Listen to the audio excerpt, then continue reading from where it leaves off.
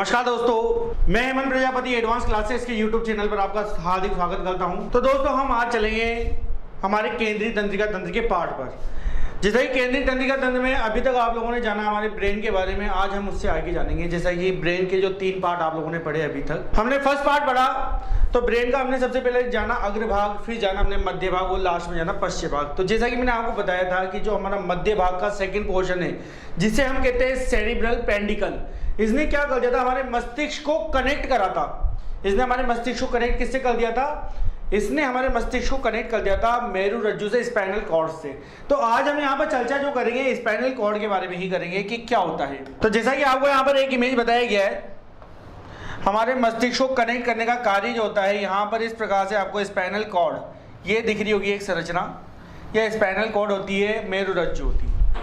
तो मेरु रज्जु का कार्य ही होता है हमारे मस्तिष्क को जो है यहाँ पर एक सहारा देना, और इसके माध्यम से ही क्या होता है, अन्य जो हमारे अंग होते हैं जैसे कि हमारे हाथ, हमारे पैर, उनमें जो संचालन बना रहेगा वो किसके माध्यम से रहेगा? मेरु रज्जु के माध्यम से। चलो बात करते हैं मेरु रज्जु के बारे में कि किस प्रकार से कार्य करता है। तो सबसे पहले जान लेते हैं कि जैसा कि मैंने आपको बता दिया कि मेरु रज्जु को कनेक्ट करने का कार्य यहाँ पर होता है सेरिब्रल पेंडिकल का, जो कि हमारे मध्य मस्तिष्क का एक प्रमुख पार्ट था। अब बात की जाए कि मेरु रज्जु जो है इसका प्रमुख कार्य क्या है, तो इसका प्रमुख कार्य है जो प्रतिवर्तित क्रियाएं होती है,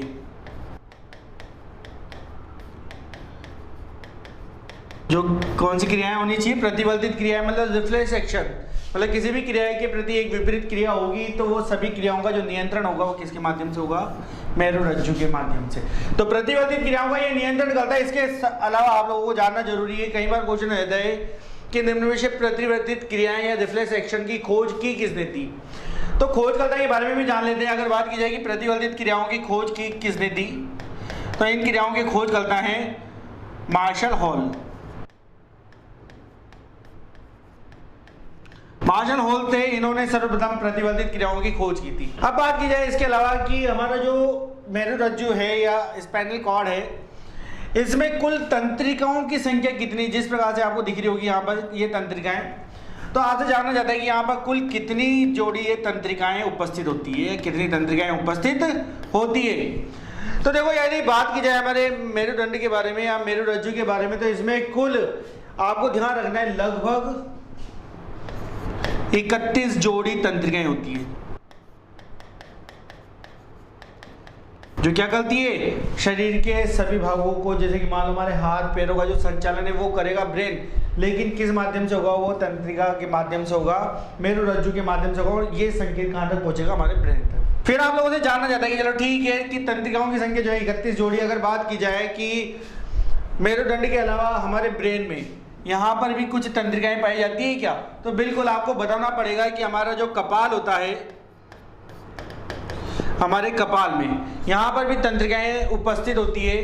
अब बात की जाएगी यहाँ पर इन तंत्रिकाएं की संख्या कितनी है, तो आपको बताना लगभग 12 जोड़ी तंत्रिकाएं हमारे कपाल में उपस्थित होती है। तो देखो, मेरु रज्जु जो है काफी सरल सी बात बताता है आप लोगों को कि हमारा जो शरीर, हमारा जो मस्तिष्क है, उसको हमारे हाथ पैरों के माध्यम से जो भी सूचनाएं आगे प्राप्त होगी वो कौन बताएगा? मेरु रज्जु बताएगा।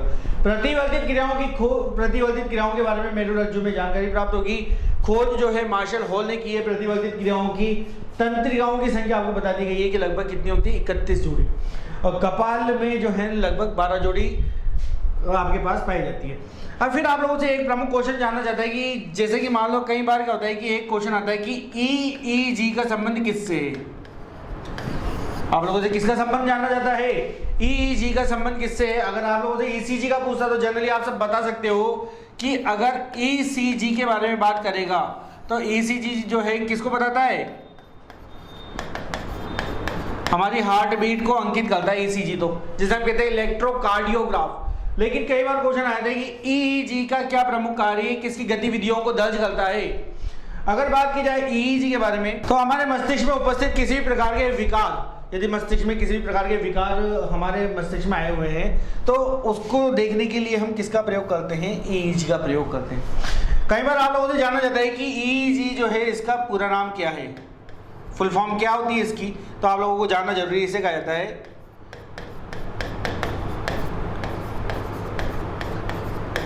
इलेक्ट्रोएन्सेफेलोग्राफी। ठीक है, तो ईईजी को कहा जाता है इलेक्ट्रोएन्सेफेलोग्राफी के नाम से इसको जाना जाता है। जैसा कि मैंने आपको बताया कि इसके अलावा यदि क्वेश्चन आता है कि ईसीजी पर क्या अंकित किया जाता है, तो आप सब जानते हैं कि ईसीजी पर की जाती है हार्ट बीट, जो मैं आपको बता चुका हूँ। तो ये ईईजी का प्रमुख कार्य है। तो ये देखो दोस्तों, हमने बात करी केंद्रीय तंत्रिका तंत्र के बारे में। अब आगे बात करते हैं केंद्रीय तंत्रिका तंत्र के अगले टॉपिक पर।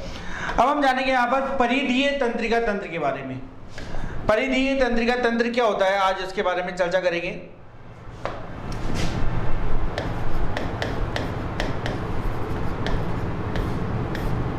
परिधीय तंत्रिका तंत्र,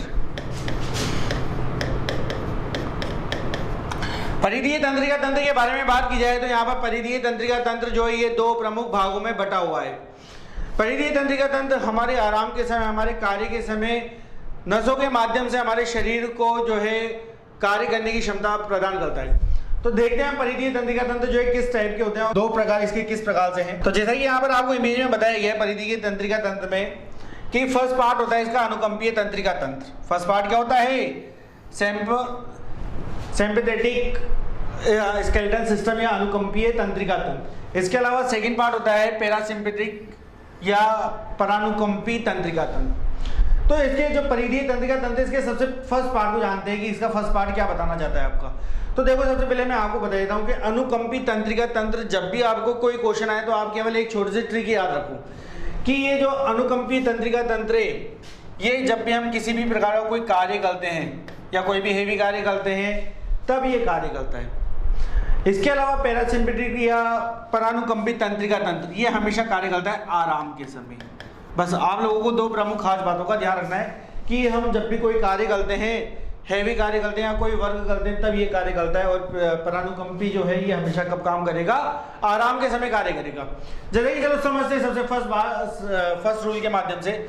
जैसे कि मान लो कोई भी व्यक्ति यदि कोई हैवी कार्य करेगा तो उसकी हार्ट बीट क्या होगी, कम होगी या बढ़ जाएगी।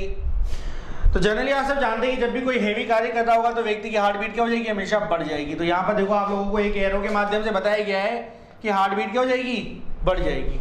जबकि कोई व्यक्ति यदि आराम करता है तो इस कंडीशन में क्या होता है, जब हम आराम करते हैं, सो रहे होते हैं, तो उस समय क्या हो जाती है, हमारी हार्ट बीट की दर जो होती है कुछ कम हो जाती है। इसी प्रकार से सेकंड कंडीशन पर चलते हैं कि पसीने का स्त्राव। इसमें क्या होगा, जब भी कोई व्यक्ति अधिक से अधिक कार्य करेगा तो पसीने का स्त्राव भी क्या हो जाएगा, बढ़ जाएगा। सीधी सी बात है। इसके अपोजिट यदि हम आराम करेंगे तो आप सब जानते हैं कि आराम तो व्यक्ति कब करेगा, आराम से कूलर पंखे लगे होंगे, एसी लगा होगा, तब जाके आराम करेगा। तो इस कंडीशन में पसीने का स्त्राव भी क्या हो जाएगा, कम हो जाएगा। तो आपको बताया गया है कि जब अनुकंपी की बात किया है तो इसमें पसीने का स्त्राव भी ज्यादा होगा, इसमें पसीने का स्त्राव कम होगा। फिर आते हैं तीसरी कंडीशन पर। तो तीसरी कंडीशन में आपको बताना चाह रहा है कि ब्लड में शर्करा का स्तर क्या हो जाता है, बढ़ जाता है। हमारी जो ब्लड होती है उसके अंदर शुगर या शर्करा जिसे ग्लूकोज हम कहते हैं वो क्या हो जाता है, इसमें बढ़ जाता है। जबकि इस कंडीशन में क्या हो जाता है, इसका लेवल शर्करा का लेवल क्या हो जाता है, कम हो जाता है हमारे परानुकंपी में। फिर बात की जाए अनुकंपी के अंदर फॉल नंबर पर कि जब भी कोई व्यक्ति कार्य करता है तो डाइजेस्टिव ग्लैंड्स का जो स्त्राव होता है, डाइजेस्टिव ग्लैंड्स से जो भी स्त्राव होता है, हार्मोन्स या एंजाइम्स के बारे में जो मैंने आपको बता चुका हूँ, उनका स्त्राव भी क्या हो जाता है, लो हो जाता है। लेकिन जब डाइजेस्टिव ग्लैंड के स्त्राव के बारे में बात की जाए, जब हम बात करें परानुकंपी में, तो परानुकंपी के अंतर्गत डाइजेस्टिव ग्लैंड से निकलने वाले स्त्राव भी क्या हो जाते हैं, बढ़ जाते हैं। आगे बात करें नेक्स्ट कंडीशन पर, 5 नंबर की कंडीशन जो हमारे सामने है, मूत्राशय को क्या करता है, ये फैलाता है। जब तक हम वर्क करते हैं हमको मालूम नहीं पड़ता, तो ये क्या करता है, मूत्राशय को जो है फैलाने का कार्य भी कर देता है। लेकिन बात की जाए परानुकंपी के अंदर, तो ये मूत्राशय को क्या कर देता है, इस कंडीशन में जब हम कभी आराम कर रहे होते हैं तो मूत्राशय को क्या कर देता है, सिकोड़ देता है। जबकि हम जब कार्य करते हैं, कोई भी हेवी कार्य, तो मूत्राशय उस कंडीशन में क्या हो जाता है, फैल जाता है हमारे। फिर बात की जाए 6 कंडीशन पर कि एड्रिनल ग्लैंड के स्त्रावण को भी क्या कर देता है, ये बढ़ा देता है। जो हमारी एड्रिनल ग्लैंड होती है, जैसा कि मैंने आपको बताया था कि अधिवृक्क ग्रंथि, तो अधिवृक्क ग्रंथि से हमेशा निकलता है एड्रिनलिन हार्मोन, तो उस हार्मोन को भी क्या कर देती है, बढ़ा देती है। और एड्रिनलिन हार्मोन जब भी हमारे शरीर में बढ़ता है, तो मैंने आपको बताया था कि जब भी एड्रिनलिन हार्मोन बढ़ेगा तो ऑटोमेटिक हमारी हार्ट बीट भी क्या हो जाती है, बढ़ जाती है। तो यहाँ पर आप लोगों को बताया गया है अनुकंपी में कि एड्रिनल ग्लैंड का स्त्राव मतलब एड्रिनलिन हार्मोन का स्त्राव भी क्या हो जाता है, बढ़ जाता है जब हम कोई हेवी कार्य करते हैं इस कंडीशन में। इसके अपोजिट यदि बात की जाए परानुकंपी में, तो एड्रिनल ग्लैंड का जो स्त्राव होता है वो क्या हो जाता है, इसके अंदर गिर जाता है, कमी आ जाती है, आराम से हार्ट बीट नॉर्मल रहेगी या उससे कुछ कमी रहेगी। सेकंड कंडीशन में आपको बताया गया है इसके अंदर कि ब्लड प्रेशर, इसके अंदर क्या होगा, जब भी कोई व्यक्ति ज्यादा से ज्यादा हेवी कार्य करेगा तो ब्लड प्रेशर का मान भी क्या हो जाता है, बढ़ जाता है। और यदि बात की जाए आराम के समय, तो आराम के समय ब्लड प्रेशर का मान क्या हो जाता है, हमेशा कम होता है।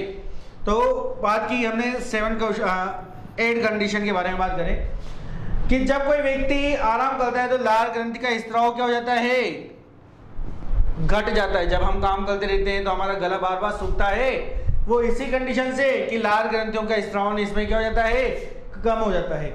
लेकिन जब हम आराम करते हैं तो आराम करते समय हमारी लार ग्रंथि के स्त्राव में क्या हो जाती है, वृद्धि हो जाती है। तो दोस्तों ये था आप लोगों के लिए अनुकंपी तंत्रिका तंत्र और परानुकंपी तंत्रिका तंत्र, जो कि किसके प्रमुख पार्ट कहलाते हैं, परिधीय तंत्रिका तंत्र के।